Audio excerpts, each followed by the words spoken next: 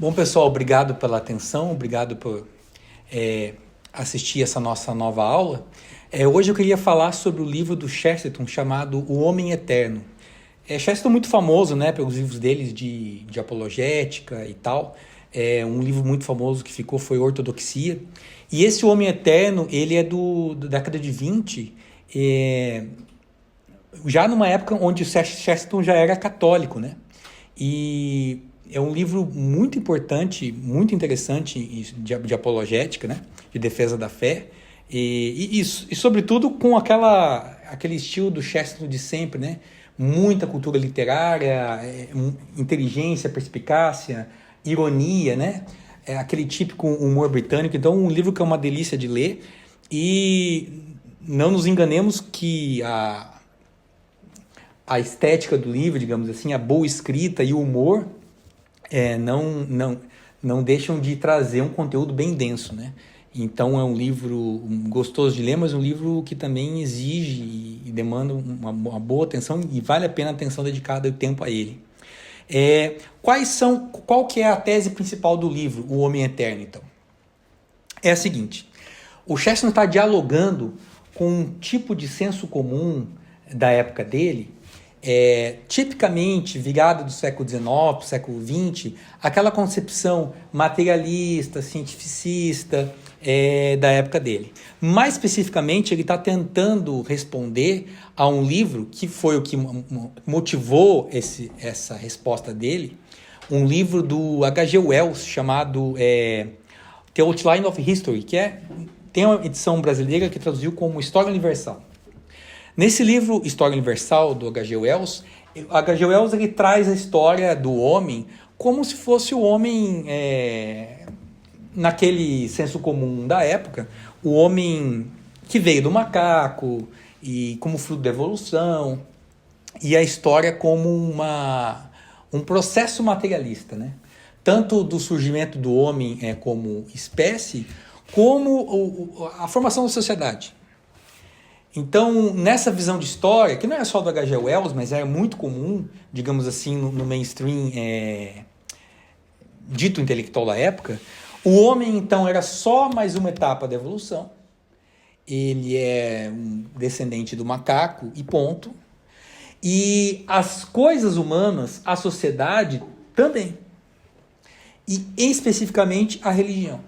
Então, nessa visão materialista do H.G. Wells e de tantos outros, né? O homem era isso, um fruto mais ou menos de um acaso, um fruto mais ou menos de uma luta contra a natureza pela evolução, e o homem seria basicamente o vetor resultante de todas essas coisas, incluindo a religião.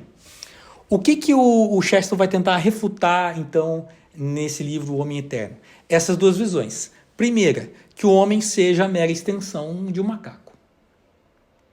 Segunda, que o cristianismo seja a mera extensão evolutiva das outras religiões. Aí ele começa com o método que é o seguinte. Ele diz: já parou para pensar como as pessoas não percebem o óbvio que está na frente delas?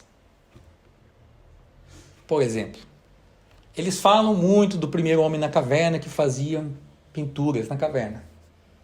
Beleza.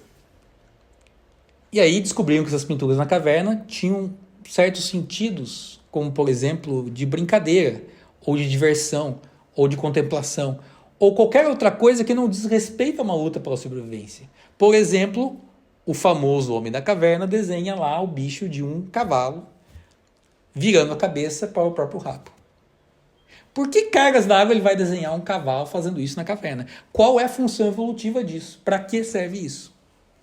Segundo, se o homem é uma extensão do macaco, alguém já viu um macaco tentando fazer a mesma coisa? Porque se o homem evolucionou no macaco, deveria ter algum macaco que tivesse tentado começar a fazer esse desenho.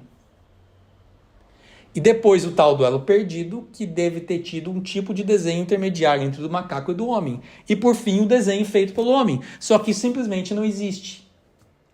O gap, a lacuna entre o que os bichos fazem e o que o homem faz, não é uma lacuna quantitativa, não é uma lacuna gradual, é um salto qualitativo. O que o homem faz é simplesmente outra coisa. Quando, então, a gente olha, mesmo que seja para a chamada pré-história, e a gente procura esse homem na pré-história, o que a gente vê não é só mais um ser ao lado dos outros animais. A gente enxerga outra coisa. Outro exemplo, a maneira como mesmo as sociedades mais primitivas tratavam as questões do pudor, quer dizer, a roupa, a formação dos tabus. Tudo isso não é típico dos outros animais. O homem faz muitas outras coisas que não são típicas dos outros animais. O homem tem senso de humor, ele ri. Você nunca viu um bicho fazendo esboços de piadas. O ser humano fica vermelho quando sente vergonha. Você nunca viu um bicho tendo esboços de vergonha. E essas coisas simplesmente não aparecem na tal etapa evolutiva. Porque se a etapa evolutiva é uma evolução gradual, deveria ter uma prévia do sentimento do pudor, uma prévia do sentimento estético do desenho, uma prévia do sentimento da piada, do jocoso. Isso simplesmente não existe, não está rastreado, não está em nenhum momento. Não está no tal do fóssil. E ele ironiza muitas vezes como os cientistas da época dele olham para um fóssil, uma ossada, uma arcada dentária e tal, e de lá tiram conclusões as mais variadas. Daí ele brinca. Uma hora eles falam, o homem vivia na caverna e dava com o tacape na cabeça da mulher. Depois eles falam, não, é uma sociedade matriarcal. Então ele fala, mas se decidam. Mas por que eles falam toda hora uma coisa diferente? Porque é simplesmente absurdo você sobrepor a resquícios tão escassos conclusões tão complexas. Simplesmente não sabemos se era patriarcal, se era matriarcal. Simplesmente não dá para dizer essas coisas. Se ele vivia esse tempo na caverna, ou se era nômade. Provavelmente era nômade, às vezes, e às vezes não. E aí ele vai com o senso de humor desconstruindo essas coisas com as quais os cientistas tentavam sobrepor os dados, fazendo muitas vezes o raciocínio de lacunas, concluindo que eles, na verdade, não conseguiriam concluir com aqueles dados. E eles faziam isso muito em função de alguns preconceitos. E aí Chesterton, na verdade, começa o livro com uma imagem muito interessante. Ele fala, imagina alguém que mora numa vila o tempo todo, a vida inteira. E de repente ele resolve passear e ir longe dessa vila. E ele vai vendo essa vila cada vez mais distante de si. Vai chegar uma hora que ele vai olhar lá longe, vai começar a pensar no significado daquela vila diante do todo. Essa deveria ser a atitude de alguém que quer olhar para a sua própria cultura, no caso a cultura cristã, aquela mesma na qual a gente vive, que diz que o homem é um ser racional, superior aos animais e tudo mais, deveria se afastar e ver aquilo de longe, como um examinador externo. Mas eles não fazem isso, eles não fazem esse afastamento, eles não se afastam o suficiente, eles saem da vila, mas ficam tipo num vale, numa sombra, numa penumbra, cobrindo com preconceitos aquilo que eles acham que conhecem. Ou, falando de outra maneira, Chesterton propõe, vamos fazer o seguinte, vamos contar a história do cristianismo fazendo de conta que a gente não conhece. Então eu vou vir aqui, vou contar a história de um sujeito exótico chinês que veio, que não sei o quê, que era Deus que encarnou, tal. Daí ele fala, essas pessoas inteligentes talvez achariam essa história muito interessante. Olha, que história rica, que mito interessante, estariam maravilhados. Mas como já é algo que eles pretensamente conhecem, já existe uma predisposição a recusar. Então essa recusa é feita geralmente em cima de algo que está na nossa cultura e por estar tão próximo, está ao mesmo tempo tão longe. Porque a vida inteira escuto falar da tradição ocidental, do homem como ser racional, de Jesus Cristo, papapá, e tendo isso já no meu repertório cultural, só que não entendendo isso propriamente, eu tento inverter esses símbolos. Eu tento, não pode ser, o homem é só um derivado do macaco, etc. O homem é só um amontoado de moléculas. E aquela coisa toda. E no fundo isso é uma pretensão de solapar aquela própria cultura na qual eu nasci. Mas se isso fosse contado com um observador distante, um ET ou alienígena que chegasse, olha que coisa interessante, olha que coisa maravilhosa. Mas como já nasceu nisso, já quer rejeitar o tempo todo. Então essas tentativas camuflam-se de ciência, muitas vezes escondendo a tentativa de solopar aquilo que é a sua própria cultura. Por meio dessas estratégias que a gente mencionou. Outro argumento dele diz o seguinte: você acharia espantoso se um porco virasse um homem, de repente, com um passe mágico. Você acharia absurdo, não tem cabimento. Você procuraria uma explicação que não pode estar no porco, só pode ser extranatural. Mas se te contar a mesma história, que o porco virou homem, só que não instantaneamente por um processo gradativo, que demora bastante tempo, você acha normal. Ora, mas o fato de demorar mais de ser gradativo não deixa de ser menos espantoso que um porco virou homem. E você foi só enganado porque alguém falou com uma voz assim de inteligência. Não, é que o processo é muito gradual e demora milhões de anos. Mas o problema é o mesmo. Como o macaco vira homem? O abismo entre uma coisa e outra é mesmo. O abismo ontológico é o mesmo. Não importa quantos milhões de anos você coloque no meio. Portanto, o mistério continua. Então, essa visão, digamos, progressista da história, uma visão na qual os bichos vão evoluindo e formando sociedades, e depois as sociedades vão evoluindo, tomou conta das cabeças pensantes da época, e as pessoas simplesmente não perceberam mais as contradições que elas estavam comprando, os absurdos que elas estavam perpetuando sem se questionar. Por exemplo, disse que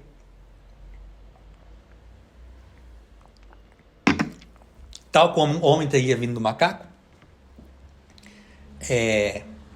embora não haja congressos de arquitetura de macacos, embora não haja congressos literários de macaco, revolução política de macaco, tudo bem. Mas suponhamos que o homem vem do macaco, assim como o homem veio do macaco, a civilização teria vindo da barbárie. Mas só presta atenção, como assim civilização veio da barbárie? A barbárie evoluiu e virou civilização. Tá bom. Vamos olhar então, por exemplo, as duas grandes civilizações antigas que a gente olha quando a gente vai a história antiga, Babilônia e Egito. O Egito, no começo, era formado por pequenas comunidades nas margens do Nilo, mais ou menos independentes entre si. À medida que essa sociedade foi ficando mais complexa e, portanto, mais evoluída, entre aspas, essas pequenas comunidades democráticas começaram a se aglutinar em um só reino despótico. Então, geralmente na história da civilização, a tirania, ou seja, a barbárie, muitas vezes veio depois. Os sacrifícios aos deuses pagãos de crianças, a carnificina toda, tudo aquilo que a gente vê na história já é história de uma civilização. Não é de um homem na caverna barbado que dá o tacape na cabeça da mulher e arrasta pelo cabelo. Não é. As grandes barbáries surgem no meio de uma civilização. Portanto, não é verdade que a evolução acontece, todo mundo é bárbaro, vai evoluindo, vira todo mundo civilizado e vai melhorando. Não vai melhorando. Piora, melhora, piora, melhora, piora, melhora. Essa é a história óbvia que está diante dos nossos olhos. E dá outro exemplo, a Babilônia, complexa, com suas cidades, tal, de agricultores, cidades convivendo lado a lado com povos nômades em volta. Um deles, inclusive, o povo judeu. Então, quer dizer, o nomadismo não antecedeu ao sedentarismo. Mesmo na nossa história que a gente vê, eles estão em paralelo. Provavelmente, então, o nomadismo sempre foi em paralelo ao sedentarismo. A barbárie sempre caminhou em paralelo à civilização. E assim, este é o jogo da história. Se este é o jogo da história que nós vemos, não há nenhum motivo para dizer que na chamada pré-história seria diferente.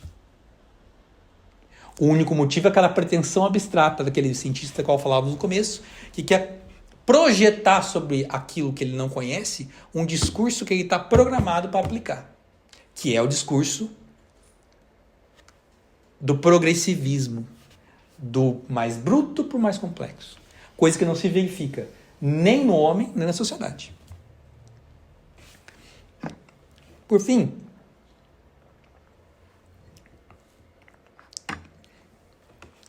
tal como então é só a mente humana que transforma sonhos e morte em símbolos,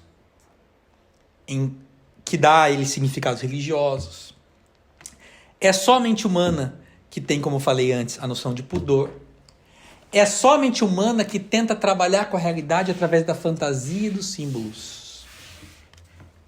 E onde que a gente vai chegar, então, com essa mente humana que é distinta dos animais e que, portanto, trabalha na esfera do símbolo, trabalha na esfera de tentar conferir significado às coisas e faz tudo aquilo que tanto diferencia dos outros animais.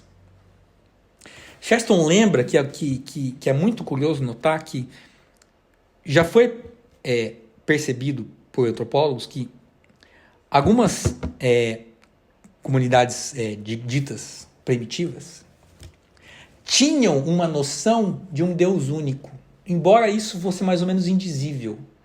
Alguma mente, alguma coisa, algum fundamento que estava por trás e que eles não ousavam dizer muitas vezes o nome, mas que eles sabiam que estavam lá. Ele conta algumas histórias de missionários que encontravam povos afastados, os povos narravam isso, por exemplo. Ou essa própria tentativa do homem conferir significados às coisas. Então faz parte desse homem que não é um macaco representar não só a natureza em volta, mas tentar representar o divino. E frequentemente as duas coisas, a natureza em volta, o significado dela e o divino.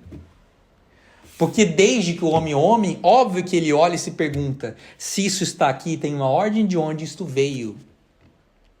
E quem conferiu essa ordem? Só quem não se pergunta são os materialistas do século XIX, século XX. Os colegas do Chesterton. Mas na verdade essa pergunta sempre esteve lá. E aí é curioso, né? Então tá bom, todo mundo estava errado. A pré-história, os egípcios, os judeus, os babilônicos, os chineses, os gregos, todo mundo estava errado.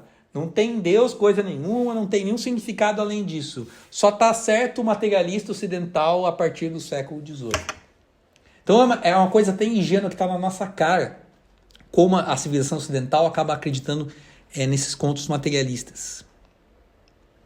Enfim, se o homem então é um ser que representa, porque ele tem essa pretensão de universalidade, porque ele tem essa pretensão de buscar as causas, que ele tem essa pretensão de se encontrar e se entender com o real, essas representações simbólicas vão começar a se transformar em mitos.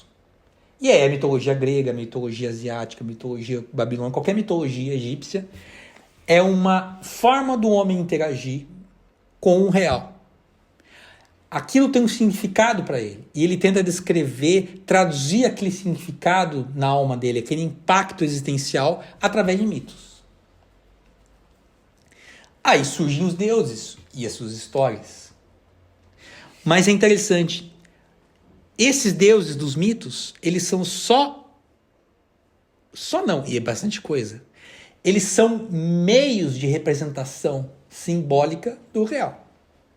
Tentativas, rascunhos.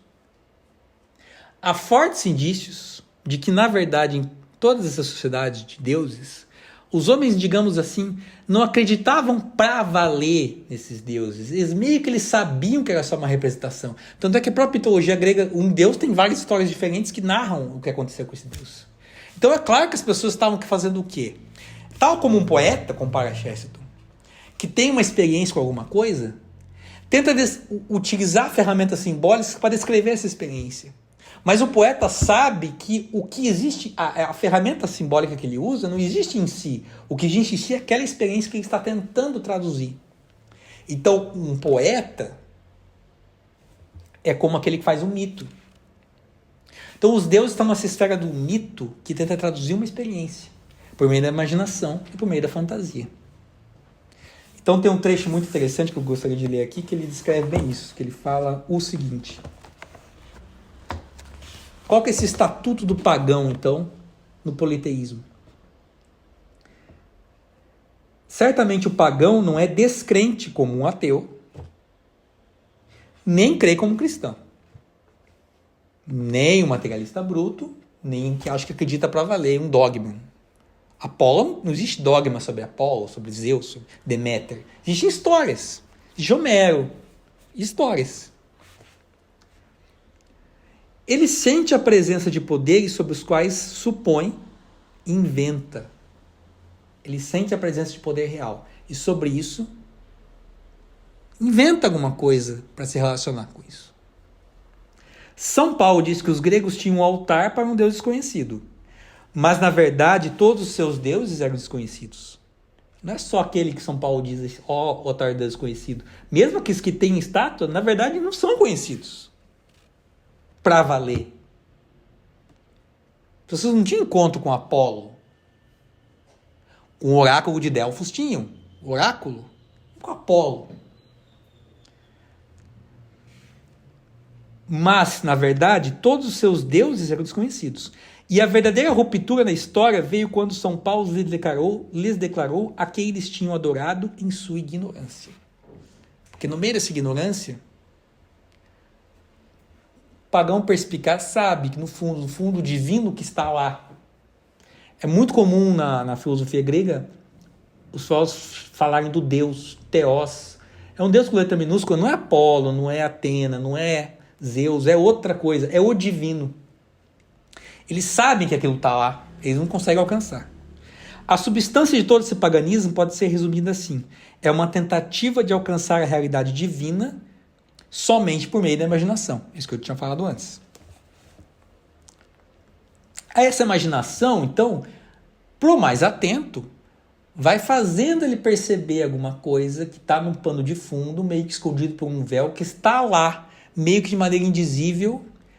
E, em paralelo à mitologia, ao paganismo, digamos, a religião pública e oficial, ou a religião popular, ou mesmo a religião de mistérios, começa a correr algo que tenta alcançar isto que estava desvelado por trás das cortinas. Aí começa a correr em paralelo à filosofia.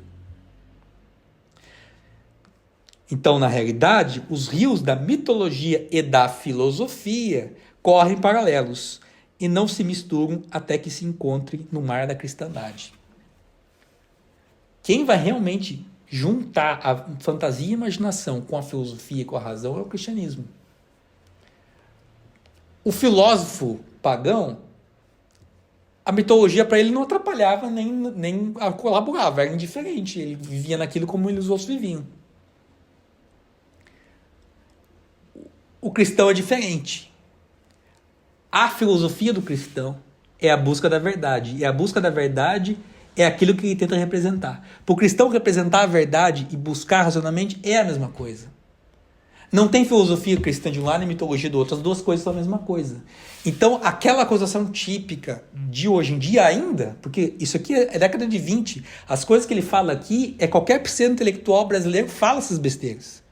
O preconceito de hoje de que o cristianismo é contra a razão, é uma superstição para consolar os sentimentos do homem, e aquele papo meio psicanalítico de buscar o pai, não sei o quê, não sei o quê, não sei o quê, é uma demonstração patente de simplesmente não conhecer nada, como aquele menino que, em vez de se afastar para ver a vila realmente, não viu nada do que está falando, não sabe o que está falando. O cristianismo é justamente o contrário, é o juntar a razão à representação. Sócrates, alguns dizem que morreu por corromper a imagem que os jovens tinham dos deuses. Só que antes de morrer ele fez uma libação aos deuses. Ele nunca falou, afinal de contas ele estava no julgamento, falando de alguma coisa, que quem falou para ele foi o oráculo de Delfos. Ou seja, os deuses não atrapalhavam Sócrates. E também não tinham muito a ver com o que ele estava fazendo. Ou seja, era outra coisa. É como ele fala aqui, é mitologia de um lado, em paralelo, outra coisa é a filosofia.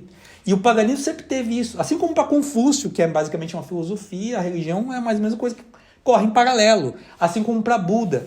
Essa filosofia que no paganismo está sempre à parte e em paralelo à mitologia. Então é isso que eu falei. Secularistas simples ainda falam como se a igreja tivesse introduzido uma espécie de cisma entre razão e religião. A verdade é que a igreja foi, na realidade, a primeira que tentou combinar razão e religião. É essa a mudança do cristianismo.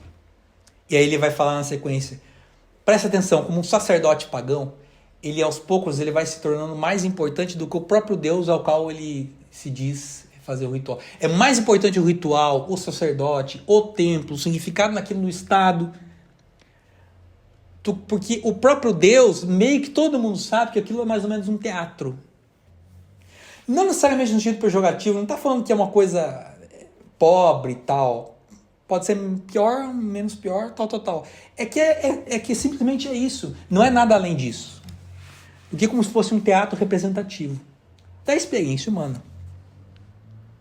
Mas se por um lado os deuses podem exigir uma busca mais aprofundada pela filosofia, ainda como a gente viu, a filosofia continue em paralelo, distante um pouco da religião, o paganismo ele tem um problema, sim, que é uma tendência degenerativa.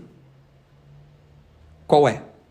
Se alguns olham para essa representação toda e começam a falar, então tá bom, então eu quero descobrir o que está por trás dessa cortina de verdade e quero me tornar um filósofo. Ok. Outros podem olhar isso e fazer a coisa oposta, no sentido da benignidade da coisa. Não, eu não quero me contentar só com representações, imaginações e historinhas. Eu quero mexer com esse negócio aí. Eu quero mexer com a natureza.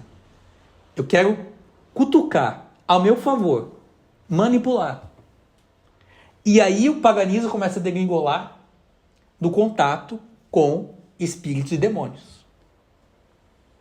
E aí isso começa a aparecer dentro do próprio paganismo essa bifurcação. De um lado a tendência a resolver as coisas pela filosofia, do outro lado a tendência a se aprofundar numa coisa sombria, maléfica, que é toda a sorte de ocultismos. O ocultismo que na época do Chesterton estava na moda. Inglaterra, século XIX, o ocultismo estava na moda e ele está contando uma história antiga e começa a descrever formas de ocultismo, né? Em certo ponto do livro ele compara a religião de Roma, antes da decadência do Império Romano, com Cartago, na época das Guerras Púnicas. E Cartago, como herdeiro cultural daquela região de Tiro, onde hoje é a Síria, trouxe lá os cultos a Moloque e tal, que, por exemplo, fazia o sacrifício de crianças e coisa e tal. Como o Império Azteca fazia. Então, toda sorte de ocultismo, bruxaria, manipulação, sacrifícios humanos, que começou a derivar e surgir dentro do paganismo. Porque isso é como, o paganismo ele como que vai perdendo a energia. Ele vai andando em círculos. Porque no fundo não vem novidade. No fundo, as pessoas se entendiam daquilo. E esse tédio acaba levando a vontade de romper com esse tédio, só que por meio de forças obscuras. Então, esse é o dilema no qual a civilização conhecida está um pouco antes da chegada de Jesus Cristo. Chesterton já avisa, olhe, preste atenção, a história deve aos judeus lembrar o ser humano de que existe sim o Deus verdadeiro, imutável. E os judeus estavam lá lembrando. Mas os judeus, pela própria maneira de, digamos assim, de povo escolhido de viver meio que entre si, óbvio que não teriam essa capacidade de mostrar isso para todo mundo. É preciso acontecer alguma coisa diferente. Que traga esse Deus imutável, verdadeiro, invisível, que os primeiros homens lá já desconfiavam, que depois os filósofos buscaram, mas não conseguiram. É preciso que este Deus apareça diante de uma sociedade que está cansada e procurando descansar em toda sorte de degeneração. Além do ocultismo que eu falei, outras degenerações, né? De matéria, por exemplo, sexual, tal. Tudo isso que a gente vê em sociedades pagãs em decadência. Esse é o quadro da situação um pouco antes de Cristo. É interessante que tem um poema que ele cita do Virgílio, poucos anos antes de Cristo vir. Virgílio tem um poema famoso que é uma profecia que viria um menino. Muitos dizem que é uma profecia. Ele está falando de Jesus Cristo. Virgílio não sabia, claro, não sabia. Mas ele fala lá de um menino que vai fazer uma transformação, uma era de ouro, no poema do Virgílio. E o Virgílio, ele faz poemas de pastores. E olhem a sacada do Chesterton. Por que está falando de pastor? Coisa chata, né? Falar de pastor embaixo da árvore, tocando flauta, né? Aqui no Brasil teve o arcadismo, que foi um pouco disso. Pode parecer chato. Mas é que é o seguinte, Chesterton diz, o povo simples sabia manipular a imaginação mitológica de uma maneira sadia, porque ele estava próximo do real, próximo da natureza. Você vai percebendo que essa imaginação, que essa mitologia, ela vai degringolando, vai meio que por entropia, se corrompendo, à medida que a sociedade vai se complexificando e coisa e tal, e você vê isso patentemente na decadência do Império Romano.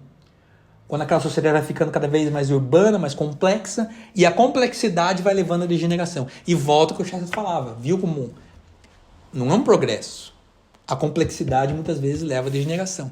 E a gente precisa voltar para a simplicidade para ver onde que estava a pureza mais cristalina de uma vida simples.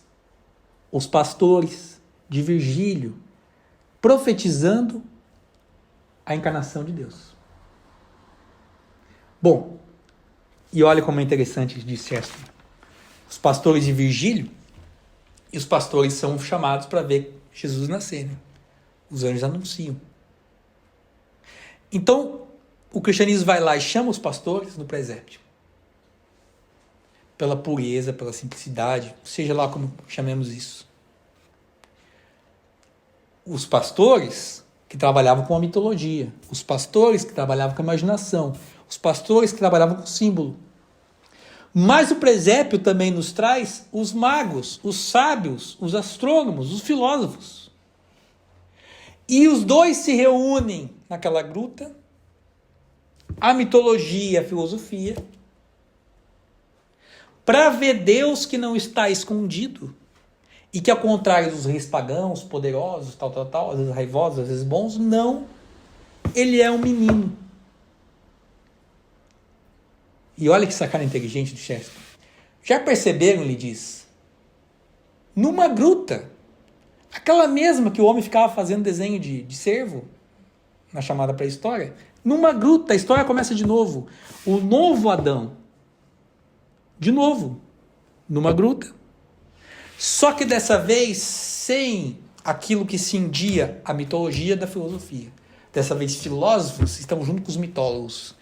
Os pastores junto com os magos. Deus como menino. Portanto,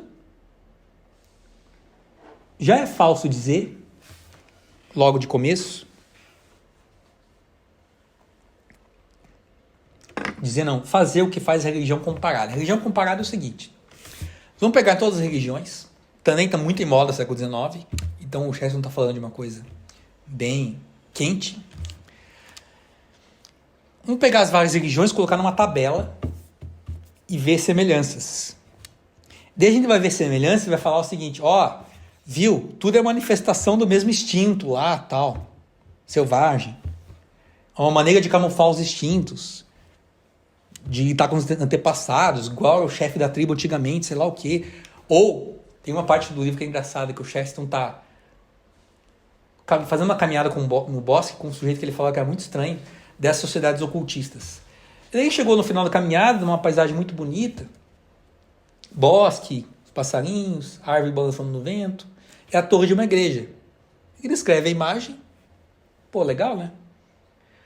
E daí ele falou que teve uma visão quase diabólica, quando o sujeito, diante daquilo, falou o seguinte, você já viu a torre daquela igreja, como ela é um símbolo fálico? Deu certo a pessoa.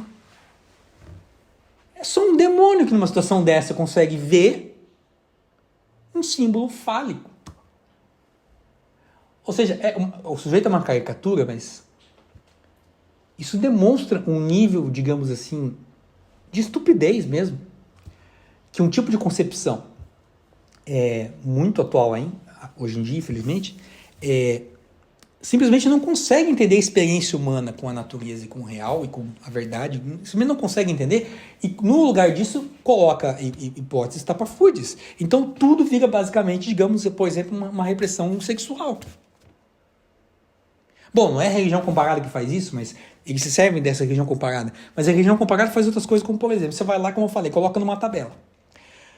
Só que quando você colocou na tabela, você já matou o que era o próprio paganismo, você já matou o que era o próprio cristianismo. Porque se você colocou numa tabela Maomé do lado de Jesus, você não examinou quem é Jesus. Você não examinou quem é Maomé. Você já decidiu que eles são uma coisa que você já decidiu de antemão e você colocou na tua tabela. E a partir desse momento, você vai discursar sobre eles para fazer caber nessa tabela que você construiu.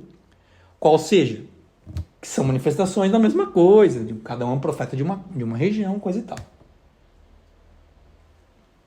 Então a religião comparada, ela tem um defeito de origem.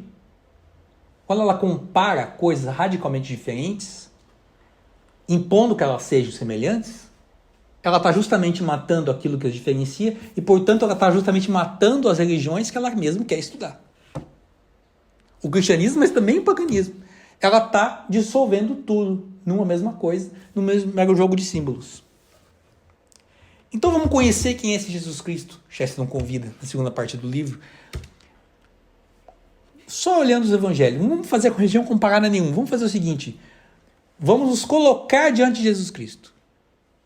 Ele volta para a brincadeira. Vocês ficam querendo desfazer, desconstruir, porque está na cultura que você quer desconstruir. Mas tá bom. Faz de conta que você teve uma amnésia. Você veio da Lua. Você não sabe quem é esse planeta, de onde veio. Você só ouviu falar que tem lá um tal sujeito lá na Galileia que fazia isso e aquilo. Então vamos lá ver esse sujeito. E o Chesterton nos introduz esse exercício. E esse sujeito, ele fala coisas de uma sutileza abissal, profunda. Ele conta parábolas que a gente fica pensando pelo resto da vida, que criam significados após outros sem fim, que das coisas mais simples nos levam a sentimentos mais profundos. Ele está andando, pega uma flor e fala, como por exemplo, Deus cuida dessa flor, tal, melhor que Salomão, quanto mais vocês, tal, e logo em seguida joga a flor fora. Então ele nos faz pensar na eternidade, ao mesmo tempo que está pensando aqui no que é passageiro e ao mesmo tempo é eterno. Ele conta parábolas, por exemplo, do semeador, que primeiro é rocha, depois primeiro o caminho, depois a rocha, depois seus espinhos e depois é a eternidade. E cada coisa tem significado, e aquilo ao mesmo tempo você consegue ver uma planta e pensar naquilo, interpreta aquilo para a eternidade. Ele tem toda a sutileza e a maestria de um sábio. De repente, ele se vira e fala que ele é Deus. Nenhum sábio sóbrio da história da humanidade falou isso. Nem Platão, nem Maomé, nem Confúcio, nem Buda, ninguém. Geralmente quem faz isso, que não seja Jesus Cristo, não é sábio coisa nenhuma. É um megalomaníaco, é um louco, é sei lá, Nero, é alguém que deveria estar internado ou coisa parecida. Então, mas ele, como que ele se comporta como um louco? Se ele fosse só humano, então, não tem como explicar. Ou ele é um louco ou ele é um sábio. Então, ele só pode ser alguém diferente, que não é um profeta sábio, meramente, e não é um louco. Ele é outro. É outra coisa que está diante dos nossos olhos. Ele não diz, ele fala coisas que ecoam para a eternidade, porque ele não é um pacifista, nem um belicista. Ele fala para oferecer outra face. Fala para dar outra túnica. mas também expulsa os vendilhões do templo, mas também fala que ele veio para trazer dissensão entre pais e filhos. Ele não fala de coisas, como os críticos modernos dizem, ele é um fruto da sua cultura. Ele não fala coisas, ele não é um mero reprodutor da sua cultura, porque quando ele fala coisas para os seus de sua cultura, eles não entendem. Justamente foi por isso que eles os mataram. Quando ele fala de casamento para os judeus, ele cita a lei de Moisés, mas ele fala de uma coisa completamente diferente que, inclusive, eles não estão preparados para entender. Ele fala de muitas coisas que as pessoas não estão preparadas para entender. E que só são entendidas ao longo da história. O que significa os pacificadores? O que significa os puros de coração? O que significa os misericordiosos? É só aos poucos, e ainda está sendo até hoje, e continuará até o fim dos tempos, que nós vamos desvencilhando as camadas de significado no interior daquelas palavras. Então ele fala coisas que ecoam a eternidade. Se ele fala coisas eternas, se ele não é um homem sábio nem louco, e se ele foi suficiente para motivar as pessoas a garantir que ele morreu e ressuscitou e a morrer por isso, e ele dizia que era Deus, a única explicação diante de todo esse quadro é que seja verdade, ele era Deus mesmo. Então estava diante dos nossos olhos. Só que, tal como a maioria dos seus contemporâneos, nós não queremos acreditar. Nós queremos falar, não pode. Isso não pode, é louco, outra coisa, isso não pode. As desculpas começam a vir. Não pode ser que Deus tenha se transformado, se feito homem. Então, essa eternidade de Jesus que está lá o tempo todo, faz, a partir daí, o cristianismo e a igreja de Jesus Cristo se funda, baseado nisso. E quando, no começo do Império Romano, que é o momento da igreja primitiva, a igreja repudia os hereges, Chesterton chama atenção.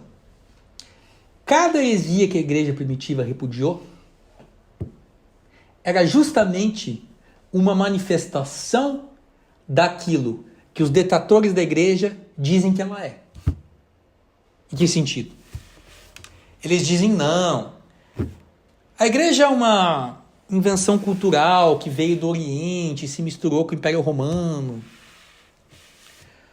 Bom, quem veio do Oriente e se misturou com o Império Romano foi o maniqueísmo, que a igreja condenou. Não, a igreja é só mais uma filosofia, tal, tipo um platonismo, assim, melhorado, tal. Quem queria se transformar só numa filosofia, ao dizer que Jesus não era Deus, mas era só um intermediário entre Deus e os homens, era o arianismo, do Ário, que a igreja refutou como heresia. Cada heresia refutada era uma manifestação meramente humana. Era só mais um espasmo, um estertor do paganismo decadente do final do Império Romano. Isto era a civilização decadente. A igreja sempre foi outra coisa. E é por isso que ela continua sendo, e pode continuar sendo, mesmo depois do Império Romano, mesmo depois de tanta coisa, e pode continuar sempre ressurgindo. Porque ela nunca se confunde com racionalismo qualquer que seja, com paganismo qualquer que seja, ela sempre se mostra diferente, tal como a própria pessoa de Jesus Cristo sempre se mostrou como diferente. Então, essa que é a sacada final dele, né? Assim como existe aquele abismo entre o macaco e o homem, intransponível, e nenhum elo perdido nunca vai ser capaz de ser colocado para explicar. Existe um abismo intransponível entre qualquer coisa que você chame de religião ou você chame de filosofia e o cristianismo. Não é um salto quantitativo, gradual, não é mais uma parte do processo. É uma coisa completamente diferente. É um salto para a eternidade.